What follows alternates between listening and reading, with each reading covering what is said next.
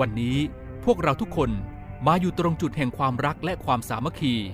แม้หลายคนจะมีเส้นทางข้างหน้าที่ชัดเจนหรือบางคนมีเส้นทางที่แตกต่างออกไป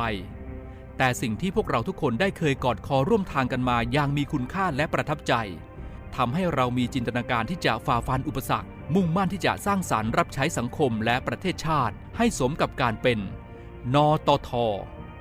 น.น้ำหนึ่งใจเดียวต.ตั้งใจแน่วแน่ท.ทำไม่ได้ไม่มี